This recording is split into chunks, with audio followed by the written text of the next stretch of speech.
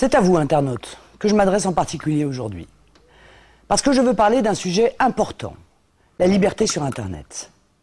Mais c'est aussi à l'ensemble des citoyens attachés au débat, à la démocratie et à la liberté d'expression que je m'adresse. Parce que cette liberté sur Internet, elle nous concerne tous.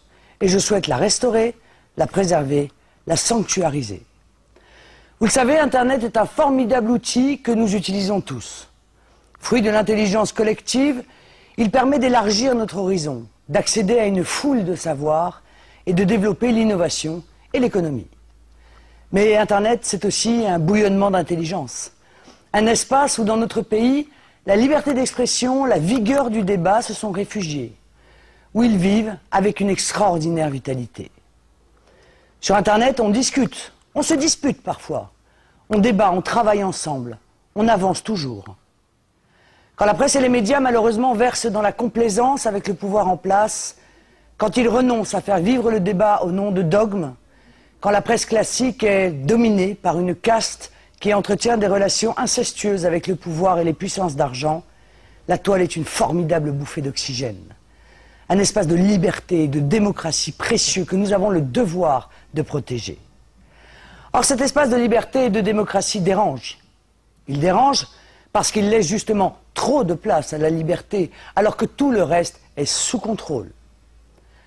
Parmi les élites autoproclamées, de droite comme de gauche, celles qui n'ont intérêt ni au débat, ni au changement, on souhaite cadenasser Internet. Vous le savez, je ne citerai pas toutes les déclarations malheureuses qu'on a pu entendre ces dernières années, mais quelques propos récemment tenus sont édifiants.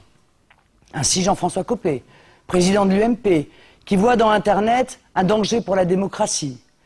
Quand Jacques Séguéla y reconnaît la plus grande saloperie jamais inventée. D'autres, comme le député UMP Jacques Millard, voudraient contrôler Internet, le nationaliser, comme en Chine. Ceci est entre guillemets.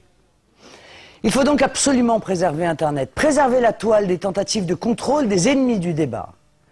À ce titre, la loi LOPSI 2 de 2010 est inquiétante. Parce que sous des prétextes inattaquables, comme la lutte contre l'ignoble pédopornographie, elle fait en réalité entrer la toile dans une logique mortifère, celle du filtrage arbitraire par le pouvoir. Il faut aussi préserver Internet de l'appétit des puissances d'argent, les amis du pouvoir, les amis de Nicolas Sarkozy. Je pense en particulier aux majors du disque, qui brassent des milliards d'euros et qui ont fait voter, grâce à un lobbying très actif, la scandaleuse loi Hadopi. Au lieu de pourchasser l'internaute comme il le fait aussi avec l'automobiliste, le gouvernement Sarkozy serait bien inspiré de s'attaquer aux vrais voyous, dont les trafics, eux, prospèrent tranquillement. L'Union européenne relaie ses menaces contre Internet et veut donner aux ennemis de la toile des armes juridiques considérables au niveau international. Ainsi, depuis 2006, la Commission européenne négocie avec plusieurs pays un traité que les Français doivent connaître. Le traité dit ACTA, ou Accord commercial anti-contrefaçon. Une sorte d'Hadopi au niveau mondial que les grands groupes voudraient voir adopter. Un organe mondial de contrôle d'Internet, un organe de sanction contre les internautes au service des grands groupes privés.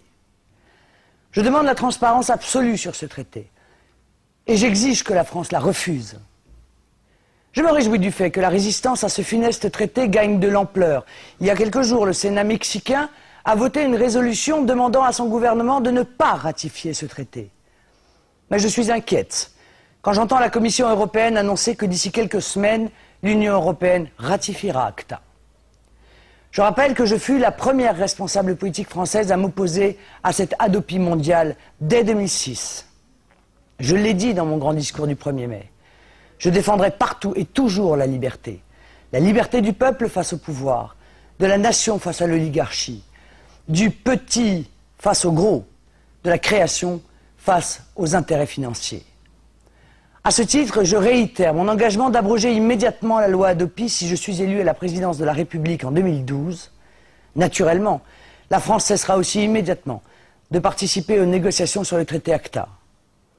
Je demanderai plus généralement le vote d'une grande loi liberté sur la toile, qui, à l'inverse de la philosophie liberticide de l'OPSI 2, gravera dans le marbre la liberté d'expression sur Internet dans la limite des règles normales relatives à la préservation de l'honneur, de la considération des personnes, de la lutte contre l'insulte ou contre la diffamation.